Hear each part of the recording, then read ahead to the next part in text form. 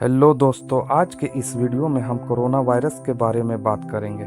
Corona virus ने चीन से निकलकर पूरी दुनिया में आतंक मचा दिया है और अब यह वायरस भारत में भी आतंक का रूप ले चुका है। भारत में अब तक कोरोना वायरस से संक्रमित लोगों की संख्या 24,58,000 हो चुकी है। इस बीमारी से ठीक होने वाले लोगों की संख्या 17,50,000 है, जबकि संक्रमितों की संख्या 6,60,000 है और इस बीमारी से हुए लोगों की मृत्यु के आंकड़े 48,000 हैं। और अब बात इसकी शुरुआत और लक्षण की। बीमारी वहां पर बुरी तरह से फैल गई है, जिसे वहां की गवर्नमेंट आज चाह कर भी फैलने से नहीं रोक पा रही है। उसी कोरोना वायरस की बीमारी को बहुत आसानी से रोका जा सकता था अगर चाइना की गवर्नमेंट ने 30 दिसंबर को सच्चाई को दबाने की कोशिश ना की होती। अब ये पूरा मामला क्या है, ये मैं आपको डिटेल में बताता हूँ। ये बात है दिसंबर 2019 की, जब चाइना के एक ऑफ्थेमोलॉजिस्ट जिनका नाम डॉक्टर ली वेन लियांग था, उन्होंने हॉस्पिटल में मौजूद 7 पेशेंट्स को एक बहुत ही खतरनाक वायरस से इन्फेक्टेड हुआ पाया। उस वक्त तक डॉक्टर ली वेन लियांग के साथ साथ किसी को भी इस कोरोना वायरस की बीमारी के बारे में कोई जानकारी नहीं थी, पर डॉक्टर ली को इस वायरस के बेहद खतरनाक होने का अंदाज़ा लग चुका था और वो समझ गए थे कि ये वायरस एक खतरनाक बीमारी का रूप लेने वाला है। और उसी वक्त से उन्होंने लोगों को इस बीमारी से आगाह करना शुरू कर दिया। उन्होंने 30 दिसंबर 2019 को अपने सोशल मीडिया ग्रुप पर अपने साथी डॉक्टर्स को इस वायरस के बारे में बताया और लिखा कि कैसे ये वायरस एक जानलेवा बीमारी बन सकता है, और उन्होंने उन डॉक्टर्स को इससे बचने की सलाह दी। आप अपने स्क्रीन पर डॉक्टर ली के भेजे हुए मैसेजेस के स्क्रीनशॉट्स देख सकते हो। और अब जो हुआ उस पर आप यकीन नहीं करोगे। इस मैसेज के भेजने के 4 दिन बाद यानी 3 फरवरी को डॉक्टर ली वेन लियांग को पुलिस अरेस्ट करके पुलिस स्टेशन ले गई। और पुलिस इसकी वजह क्या देती है? पुलिस का कहना होता है कि डॉक्टर ली वेन लियांग एक झूठी बीमारी की खबर फैलाकर लोगों में डर पैदा कर रहे हैं। इसके बाद पुलिस ने डॉक्टर ली से एक पेपर पर साइन करवाया कि वो अब से कभी भी इस तरह का कोई फॉल्स स्टेटमेंट लोगों में शेयर नहीं करेंगे और इस इलीगल एक्ट को बंद कर देंगे। अब डॉक्टर ली के अरेस्ट होने के कुछ ही दिनों बाद ये कोरोना वायरस चाइना के वुहान शहर में बुरी तरह से फैल जाता है और तब जाकर लोगों को समझ आता है कि गवर्नमेंट और पुलिस ने डॉक्टर ली वेन लियांग की बात को अफवाह बताकर एक बहुत ही घटिया काम किया है। अब आप समझ सकते हो कि अगर गवर्नमेंट और पुलिस ने डॉक्टर ली को अरेस्ट ना करके फौरन ही उस वायरस के फैलने से पहले ही उस पर काबू पा लिया होता तो आज चाइना की यह हालत ना हुई होती। कोरोना वायरस के बुरी तरह फैलने के बाद पुलिस ने फौरन ही चाइना के शहर वुहान में मौजूद एक सी फूड मार्केट को सील कर दिया, क्योंकि उसी जगह को इस वायरस का सोर्स पाया गया था। लेकिन कहानी यही खत्म नहीं हुई। डॉक्टर ली वेन लियांग, जो कि कल तक दूसरों की जान इस कोरोना वायरस से बचा रहे थे, 12 जनवरी को वो खुद भी इस वायरस का शिकार हो गए और इस वायरस ने उन्हें किस हद तक बीमार कर दिया था इसका अंदाज़ा आप इस कॉल रिकॉर्डिंग को सुनकर लगा सकते हैं, जो कि उनके और एक CNN न्यूज़ चैनल के रिपोर्टर के बीच हुई थी।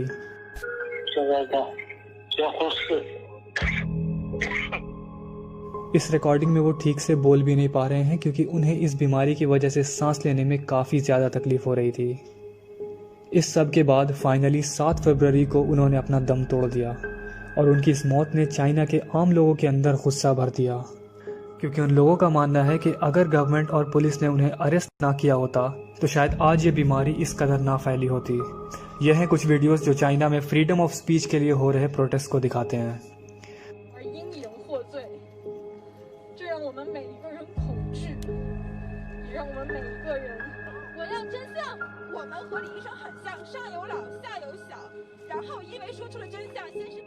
सिर्फ यही नहीं, इस सब के बाद चाइना के सोशल मीडिया वेबसाइट्स पर हजारों लोगों ने पोस्ट करके वुहान की गवर्नमेंट को डॉक्टर ली से माफ़ी मांगने को कहा।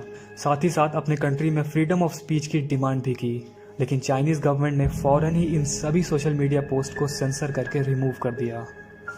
मुझे उम्मीद है अब तक आपको इस कोरोना वायरस के बारे में एक रफ आइडिया मिल ही चुका होगा कि ये बीमारी है क्या।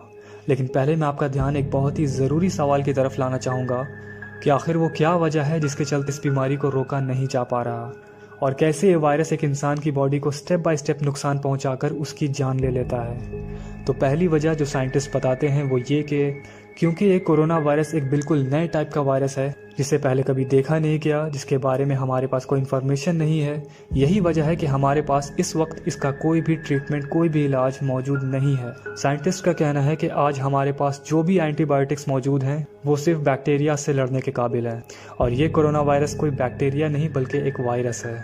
और वायरस से लड़ने के लिए जो ट्रीटमेंट्स हमारे पास मौजूद भी हैं वो कोरोना वायरस पर बेअसर साबित हो रहे हैं।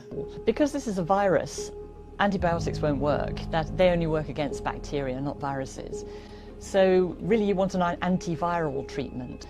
So there actually isn't any treatment at the moment at all.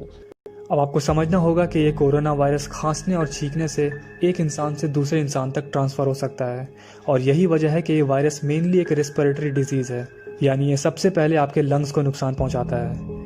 एक बार जब ये वायरस आपके लंग्स तक पहुंच जाता है तो ये सबसे पहले आपके लंग्स में मौजूद सीलिया सेल्स को डिस्ट्रॉय करना शुरू कर देता है और इन सीलिया सेल्स का काम ये होता है कि ये आपके लंग्स को बाहरी डेब्रिस और हार्मफुल फ्लूइड से बचाता है।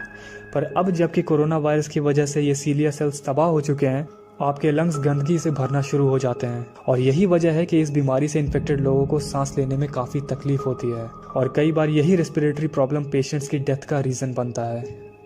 अब सांस लेने की परेशानी के अलावा और भी कई तरीके हैं जिससे ये बीमारी आपके बॉडी को नुकसान पहुंचाता है। कोरोना वायरस से इन्फेक्टेड कई पेशेंट्स की बॉडी में ये भी देखा गया है कि ये वायरस बॉडी में मौजूद खून की नसों को भी कमज़ोर कर देता है, जिसके वजह से ब्लड आपकी बॉडी में सही तरीके से सर्कुलेट नहीं कर पाता, जिसकी वजह से हमें ऑर्गन फेलियर्स जैसे केसेस देखने को मिलते हैं।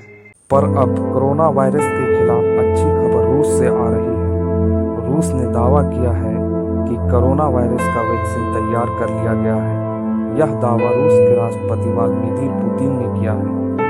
उन्होंने कहा कि उनके वैज्ञानिकों ने कोरोना वायरस की ऐसी वैक्सीन तैयार कर ली है जो कोरोना वायरस के खिलाफ कारगर है।